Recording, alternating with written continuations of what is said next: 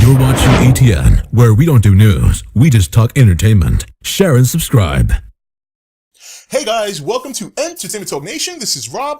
This video, we're going to do our review for Season 1, Episode 1 of Better Call Saul. Yes, Better Call Saul. I know some of you viewers are like, wait a minute, you didn't watch Breaking Bad? Well, if you're on the nation, you know that I have watched Breaking Bad. I finally binge-watched it on Netflix. I'm still not done. I'm actually on the last season, a couple episodes in. And I'm kind of glad now because this is actually one of the characters I really liked from Breaking Bad. Him, Gus, Mike, those are like three characters I really liked. Saul Goodman, who obviously is Mr. McGill in this one, Jim McGill. And a very good episode starting off. You know, when you think about Saul from Breaking Bad, you know, he had his own sort of certain special practice. Obviously, had a lot of illegal schemes, had a good way of finding loopholes in the system. However, in this series, obviously, we're going to see Jim. I guess I'll just call him Jim because that's what he's on the show now. We're going to see him before all that. Well, you know, kind of, he still has that swagger, sort of, but it's not fully developed yet. And one of the things I thought was interesting about this episode was the opening. Because remember, I haven't finished Season 5 of Breaking Bad yet. So my assumption in the opening is that this is him after Breaking Bad and watching all his old videos, and he's kind of in hiding, which is why he was so nervous about looking at that guy that was looking at him when he was working at the Cinnabon restaurant. And so that's my assumption, but I'll get more answers to that as we go forward once I continue to finish watching Breaking Bad. Then we go back and we see him basically a struggling lawyer, a starving lawyer. You know, he takes his time going to the courtroom. He's trying to find the best way he can to win this case. And obviously, once they showed the footage, you knew right away that just wasn't happening. So, you know, and it was really, I thought it was really cool that he went to leave the parking lot. They show Mike, a little cameo there. I'm pretty sure we'll see more of that. And, you know, and then from there, you could see, you know, what it is, what his life is like right now. His office is in the back of a nail salon. We all know that nail salon.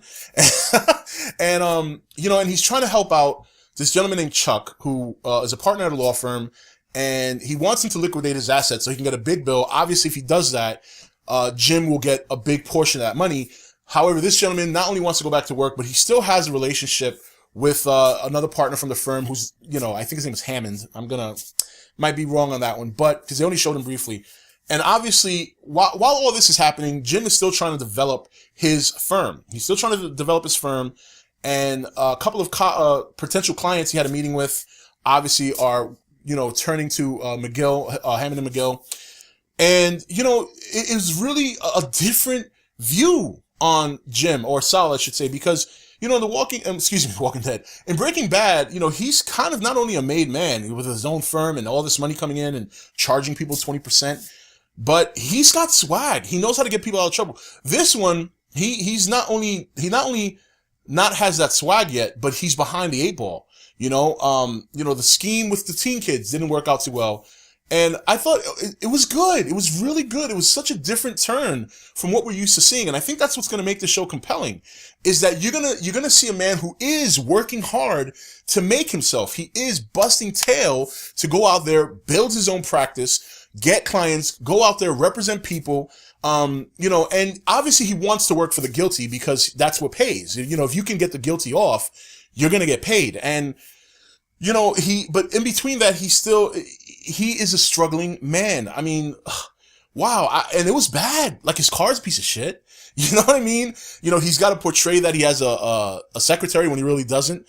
So, I mean, it really such a change from where we saw him in Breaking Bad. And I think that's what's going to make the show good. I think that's probably why it's got such good early praise, because it's such a different shift from what we're used to seeing this character in.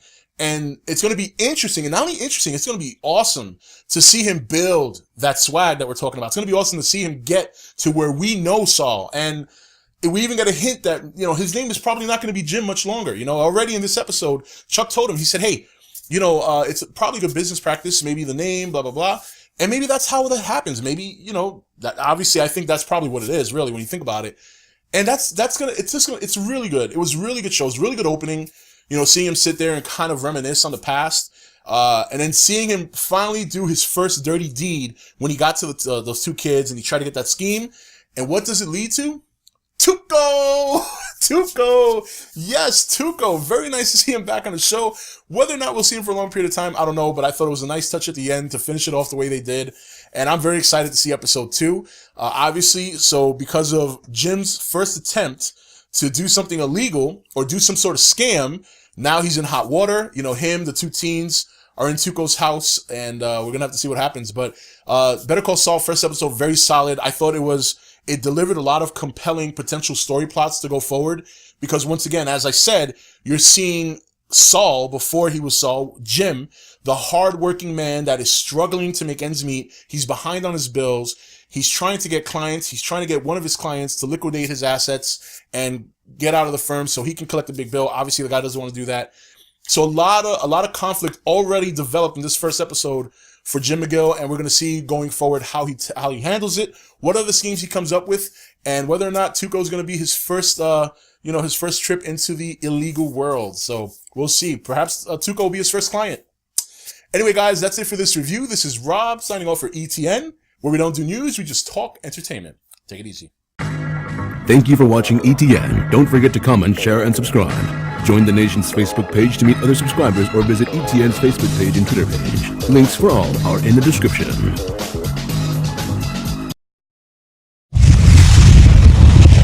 You're watching ETN, where we don't do news, we just talk entertainment. Share and subscribe. Hey guys, welcome to Entertainment Talk Nation. This is Rob. This video, we're going to do our review for Season 1, Episode 1 of Better Call Saul. Yes, Better Call Saul. I know some of you viewers are like, wait a minute, you didn't watch Breaking Bad? Well, if you're on the nation, you know that I have watched Breaking Bad. I finally binge-watched it on Netflix. I'm still not done. I'm actually on the last season, a couple episodes in. And I'm kind of glad now, because this is actually one of the characters I really liked from Breaking Bad. Him, Gus, Mike, those are like 3 characters I really liked. Saul Goodman, who obviously is Mr. McGill in this one, Jim McGill. And a very good episode starting off. You know, when you think about Saul from Breaking Bad, you know, he had his own sort of certain